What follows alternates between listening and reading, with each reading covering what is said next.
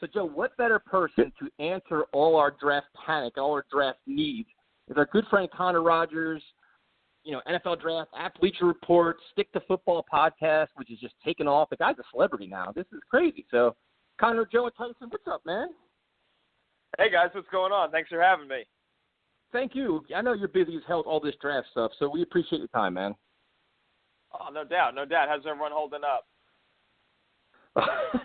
Well, we just had back-to-back calls, completely worried about the center position. So we'll start off with some easy questions for you. And all right. The New York Jets head into this offseason with a ton of cap space. They signed, they got Bell, they got C.J. Mosley, they got Jamison Crowder. What are your overall thoughts on their free agency, so far?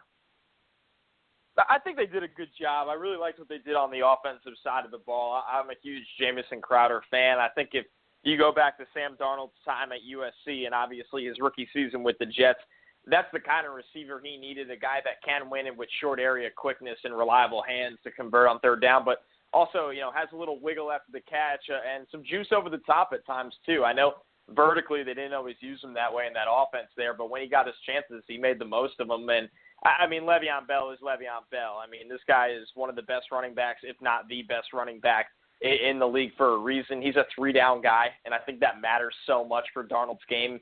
You talk about somebody that can pass protect, catch the ball, and obviously really excel as a, really just kind of that workhorse runner.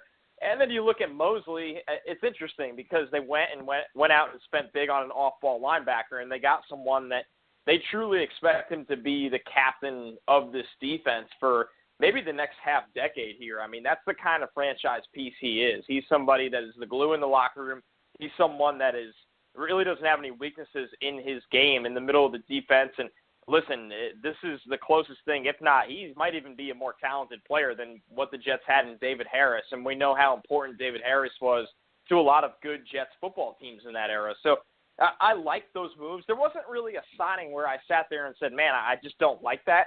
I think not really being aggressive in the edge pass rush market is a little frustrating. I think this is a team that has a huge hole there, maybe even two. I'm curious to see, the fronts that Greg Williams deploys. Everybody thought 4-3, and then they came out and said 3-4. At the end of the day, that just tells me there'll be multiple, which kind of opens things up from a personnel standpoint, a scheme.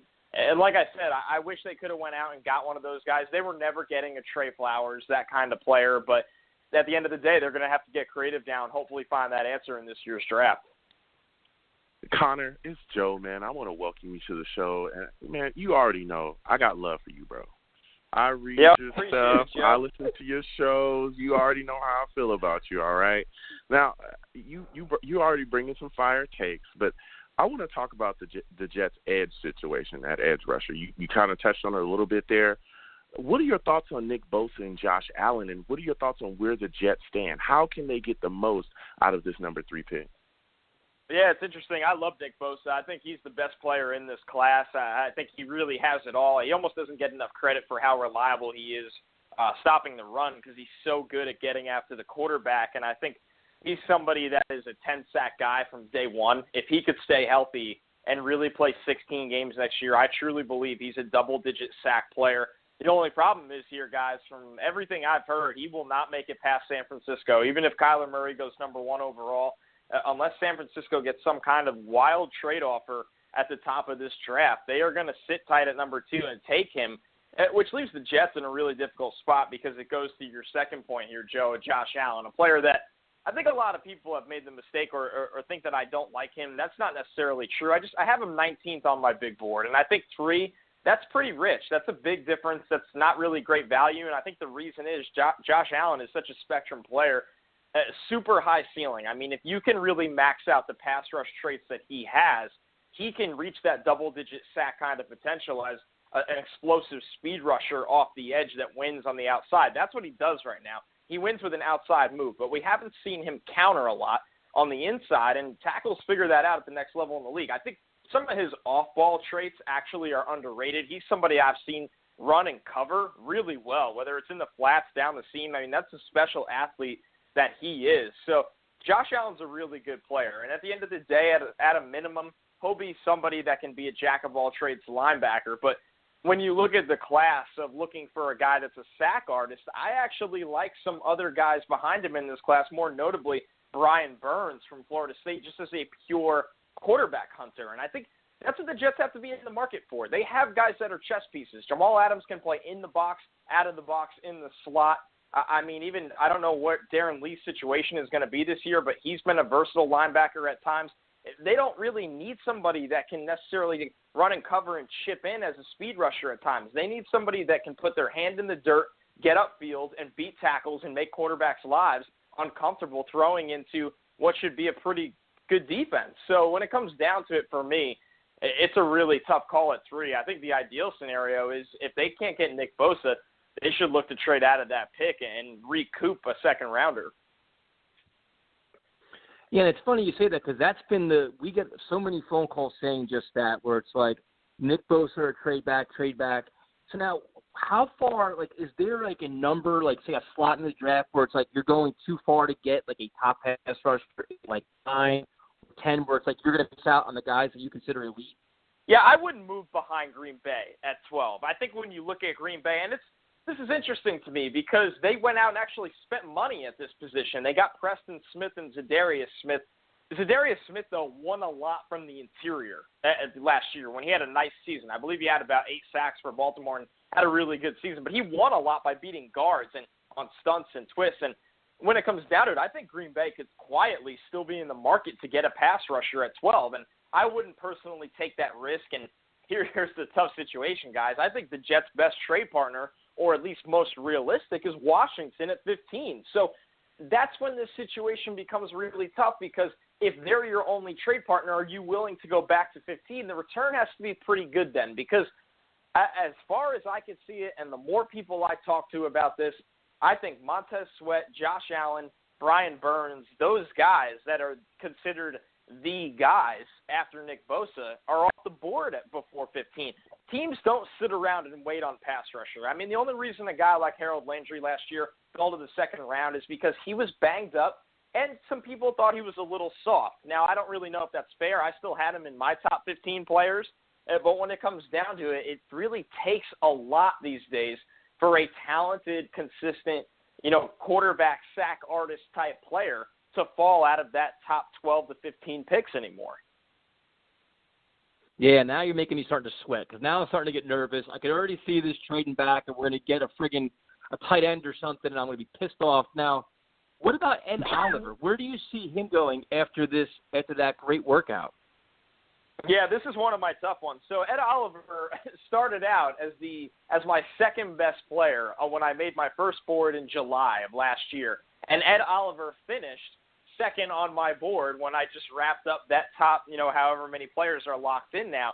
I never moved him. The talent's always been there. He got banged up this year. He's one of the freakiest athletes at the position I've ever seen. I love the player. I've actually stated the case that if the Jets stay at 3, I have no problem if they take him because here's the thing with Ed Oliver, guys. Everybody sits there and they go, well, where do you play him? And my answer is, where do you not play him? I mean, with how diverse these schemes are from downs 1, 2, and 3 in the NFL, Ed Oliver is a versatile player. He can be your pass rusher from a shade nose or 3-tech on passing downs, and he can play defensive end as a serious pass rush threat on first and second down. So I love Ed Oliver, and if the Jets do maybe a slight move back a couple spots, whoever that may be too, I don't see how you don't consider him. He's too talented. He gets after the quarterback, and I think he's going to be available right around 9, 10, 11, or 12. That seems to be the sweet spot for him. So a phenomenal football player that really checks every single box. I mean, he's got good film. He has great athleticism. He has high character. And when you look at Ed Oliver, I think it's quietly one of those players that nobody's talking about for the Jets, but in the right trade back scenario, he has to be under consideration. Yeah, I agree with that. No doubt about that. Joe, you're right. I think Connor passed out. Yeah. No, not at all. Connor, Quentin Williams is really stirring up a lot of debates. What are your thoughts on him? I mean, when you look at him, and I understand, I'll tell you what the Jets fan is thinking versus the reality of Quentin Williams. The reality is this guy is Fletcher Cox light. And when I say light, it's that He's pretty close to Fletcher Cox right now. If he gets anywhere near that ceiling, he's going to be better. That's how talented this guy is. Now, the reality of the Jets fan is they are so tired of taking interior defensive linemen that they don't want to hear it, and I get it. Listen, I totally get it. This is a team that just ponied up a decent amount of cash to keep Henry Anderson around. They did not trade Leonard Williams. That's an interesting scenario, something to keep an eye on, but of everything I've heard, this coaching staff loves him and wants him around. He's a good player, no doubt about that. So if you take Quinnen Williams, are we back to square one, guys, where it was Mo Wilkerson, Sheldon Richardson, and Leonard Williams a couple of years ago? You guys remember that, and we're sitting here and we're like, can they play together? And do we have to go through this all again? That's why here's my issue is that, and I'm not completely giving up on this, Greg Williams running a 4-3 was potentially exciting for many reasons because you look at Ed Oliver and Quinnen Williams and obviously Henry Anderson and Leonard Williams, those guys can play a lot of different alignments up front, and I think a 4-3 might have actually made it a possibility that you could play all three together. When you look at a 3-4, I don't really see it, and it makes for a really tricky situation. So they're either going to have to adjust on the fly if they take him, but at the same time, if I'm sitting there at 3 and Nick Bosa is gone, and I get stuck at 3 and I can't trade out, it's very hard to pass up on a guy like Quinnen Williams with the level of talent that he has. Connor, I was excited to talk to you tonight, and now I'm angry that I'm talking to you because now you're ruining all my dreams. You're just ruining everything, man. Like this whole show is a disaster now. I'm completely pissed off. So let's try to save this. One of the biggest needs and area of concern, it's still bothering me beyond belief, is the center position. And obviously, you're not taking a center at 3. If the Jets don't trade back, now you're going to the 3rd round, which is really bothersome to me as well. How do you handle this center position? Do you try to trade up from the 3rd round, or can they actually get a guy in the 3rd round? Yeah, I think you can. I think center is a funny position because it's interesting. I was watching this class, and I was like, man, I don't like any of these guys that actually play center. And then I found Garrett Bradbury, who's now going in the 1st round. Funny how that works. I was like, he's a dream target on day 2, and he gets bumped up to the 1st round a couple of weeks later. And I don't think, unless the Jets trade back, like you guys said, I don't think Garrett Bradbury is going to be on the table for them. But when it comes down to it, then you have names like Eric McCoy and Elton Jenkins. These names go on, and they're okay. They're kind of just guys to me right now. But I think there's a couple guards in this class that can really make the transition to center. I think Connor McGovern from Penn State is one of those guys that would be available in the 3rd round, and I think he would be pretty solid there. So once again, the Jets have put themselves in this spot at these 2 positions, really, center and edge pass rusher, where they got to get creative here. But at center, you could do that. If you go to the track record of the top centers in the league or guys that are middle of the pack, very solid starters, a lot of them are mid to late round picks, sometimes undrafted. So I don't have the same fear that Jets fans have at center because, listen, the reason the fear exists is because Spencer Long's hand was so mangled that he couldn't snap the ball. But when it comes to, and it was horrible, it was a nightmare, Todd Bowles not taking him out has made this such a red flag of an issue because people think back to that. Jonathan Harrison, listen, do you want him starting at center? Probably not. But is he the liability that Spencer Long was back there? I don't think so. And I think the most important thing to note here, guys, and here I am bringing you back up after I just kicked you while you were down, but you look at Kelechi Osemele, he's a player that is going to make everybody better around him. Kelvin Beachum is not as bad as a lot of Jets fans think. He's a very average to above average at times left tackle, especially in pass protection. Run blocking, he's just been okay. Kelechi Osemele, when healthy, which he is right now, is a consistent Pro Bowl guard. So if you have a guy like that next to Harrison or whoever they draft in the mid-round picks, you can make it work. Adam Gase, for all the flack he's taken, he's creative with the quarterback here where he's going to get him on the move. He has a guy like Jamison Crowder that can win in the short area. Chris Herndon can do that. Robbie Anderson can win vertically. Quincy Enunwa can win in the short area. And they signed a guy named Le'Veon Bell. The ball is going to be out quickly and efficiently this year. So I just don't have this – listen, I'm with you guys. You got to go get a center in this draft somewhere. I'm just not pressing for it like it's the end of the world right now of the situation they're in. Connor, a player that's really being mentioned a lot, especially with some fans on this team, is DK Metcalf. What is your evaluation of him? Oh, man, it's a tough one because DK is one of those guys where athletically and physically, if everything hits, I mean, the talent's there. And I know some people are like, slow down, he ran fast in the 40 and he looks really big and strong. But that's not fair either because before he got hurt, he put out really good film, and that's before and after the catch. He could stretch the field vertically. He could take screens and go on the run. He's a really solid player with a ton of untapped potential and talent. The biggest thing, guys, is teams are worried about him medically long term because he couldn't stay healthy this year. And when you have all that muscle, you're really scared. It's easy to tear or pull things all the time, but the neck is the biggest fear. So I like DK Metcalf. Right now, he's the best receiver on my board with his teammate A.J. Brown right behind him. Now, this is one of those big swings kinds of players because you could have DK Metcalf in a couple of years, and he's catching 10 touchdowns for 1,200 yards every year. DK Metcalf medically could be out of the league in a couple of years. It's scary like that. So he's a first-round player. He has a first-round grade, and he'll be a first-round pick. But he's one of those players where I don't think somebody's willing to take that swing for the fence with a top 12 to 15 selection. Once again, we're speaking with Connor Rogers, who's cool enough to give us a few minutes. And Connor, another area of concern for the Jets is the cornerback position. And every time we mention trading back, Jet fans are always like, let's get a corner in the first round and something like that. What are your thoughts on that approach where trading back and trying to get a corner and maybe to address the need? I would seriously consider it if you double trade back. Maybe you go back with Washington to 15, and then you get one of those teams that are in the Super Bowl window trying to get an impact player coming up, like the Chiefs or the Rams or, anybody in that range. Maybe the Chargers get aggressive. So when it comes down to it, if you double trade back and you're sitting there at the bottom of the first, I like Byron Murphy a real lot, and I know he's going to be available there. Greedy Williams is another guy that could be available there. I like him as well. Those guys are head and shoulders above everyone else, though. After that, guys, it gets really rough. DeAndre Baker has fallen down. I never was high on Trayvon Mullen from Clemson. Justin Lane is a big riser, a former receiver, now corner at Michigan State. Long, just loaded up with traits, but he doesn't know how to play the position very well right now. And I don't want to call him Rashard Robinson, but the Jets have taken swings in the past on athletic guys they felt they could coach up, and it didn't necessarily work out. So that's a risky pick, and he's going to be taken in the top 50. So I don't think that's on the table for the Jets at the moment unless they trade back. And then there's a lot of names after that. Sean Bunting is an interesting one.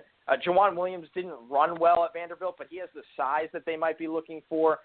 But when you look at it, this is just a really tough corner class in terms of getting instant impact talent after the top two guys, where I don't think the Jets will be overly aggressive at the position in the first two rounds unless they trade back and have a ton of picks to play with.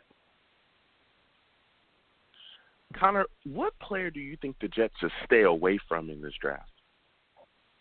I think there's a consistent theme that they really won't go into guys that, have bad character issues. If you guys know this well enough.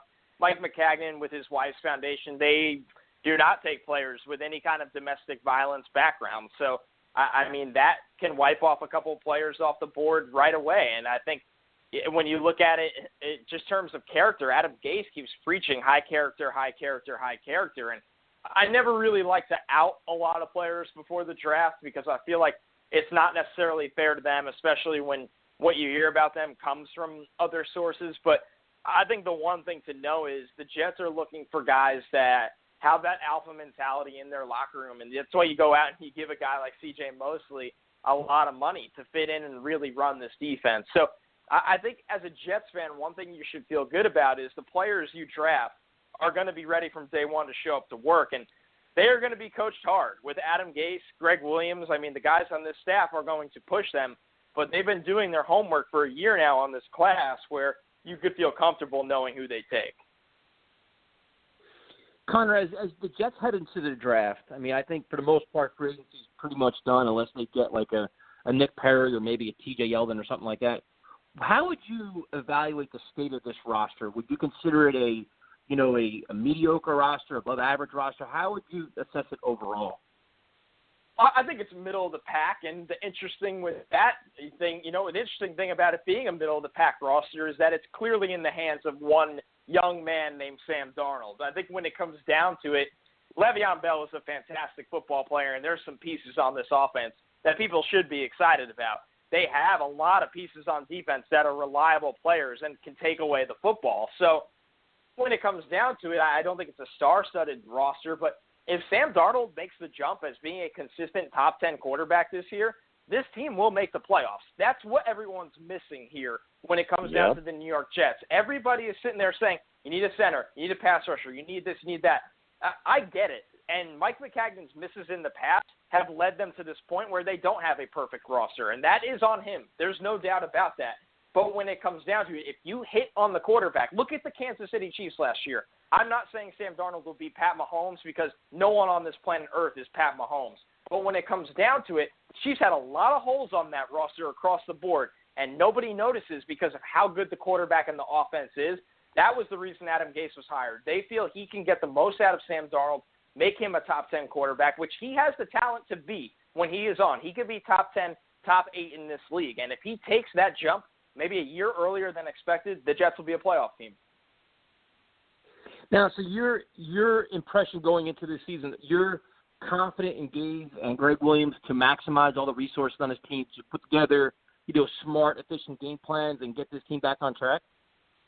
I think so. I don't expect the defense to be an absolute world beater because they don't have the guy to completely disrupt the quarterback. And we've seen guys in the past, what the pressure that puts on the back end. It's not fair to guys. They could say what you want about him. It's not fair to Tremaine Johnson. It's not fair to Darryl Roberts.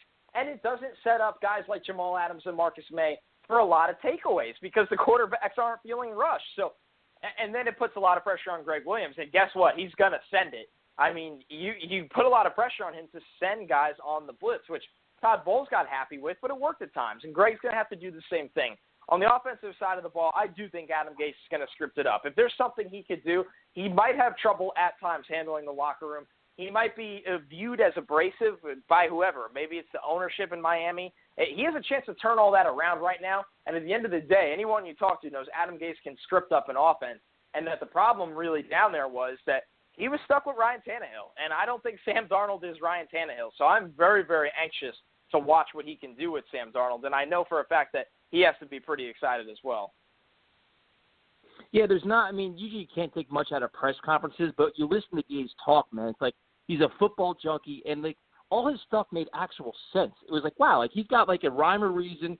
He's very detail-oriented, and he's very well thought out. He explained the athleticism at the center position and all these different things. You're like, wow, this guy, if he can translate this to the football field, the Jets may actually have something here. There's a reason he got a second chance so quickly at 40 years old. I mean, there are people that sign off on him. There's people that have worked around him for a long time. They feel that, and that was why he was the guy and Matt Rule wasn't. And Matt Rule is a phenomenal football coach and somebody that would have maximized, our lovely word culture. But when it comes down to it, Matt Rule did not have the offensive guys to hire or the brain trust there where they felt comfortable putting him with Sam Darnold. And I think when you look at Adam Gase, is it a risk? Of course it's a risky hire. This is like a big roll of the dice hire. But if it hits, if you do have the chance that this thing hits, he's the guy that's going to make Sam Darnold an absolute superstar. And I think with Adam Gase, and this isn't saying anything about Ryan Tannehill because I don't know anything about his work ethic. I'm assuming it's fine. Sam Darnold is going to give you everything he has. That's something you never, ever have to worry about with Sam Darnold. And Adam Gase is going to take everything and want more. So sometimes, guys, it's about pairing people with the right people. And we're going to find out very quickly if this pairing will work. But I'll tell you what, I'm confident that the Jets will be scoring a lot of points this year. I think this offense will be in the better half of the league. And that, for this franchise, you guys know very well, would be a huge step. No, it could be very exciting times. All this young talent finally having that franchise gunslinger. It's just, man, it'd be music to my ears. Connor, first of all, thank you very much for your time. And when the hell do you sleep, man, during draft season? Because you do road trips during the season. Now you're gallivanting all across the country doing all these cool things and bars and giveaways, all this stuff. When do you sleep, man? Not very often. I think March was – actually, that's a lie. March was not. April will be the first month I'm not on a plane in a very, very, very long time. So it's nice to be home. It's nice to be, back in New York for a while. And The days are long. I'm catching up on film and getting ready for our Bleacher Report draft coverage, all 3 days of it, which is going to be a blast. So, listen, I wouldn't rather be doing anything else. I'll tell you that much. Like Bill Belichick says, it beats being a plumber, right? So I have all of June to hibernate, and I will make sure nobody hears from me then. But as of now, I'm doing just fine. And you know what's wrong, Joe, is we've had Con around probably about 12 times, and we didn't get one stick to football koozie. We didn't get one koozie. We're just lost in the shuffle, man. That's how he treats us. Listen, I'm going to DM you for your guys' addresses, and I will make sure that you each get a stick to football koozie. I can promise you that. Connor, thank you very much for your time, man. You're awesome. We always appreciate it, and you're excellent. We'll promote all your information, but I think everybody knows who you are at this point because your draft coverage is second to none, man. Thank you so much. Well, thank you, guys. You have a great show. I always enjoy coming on and talking to you guys, and I look forward to doing it again soon, all right? Absolutely, man. Have a good night.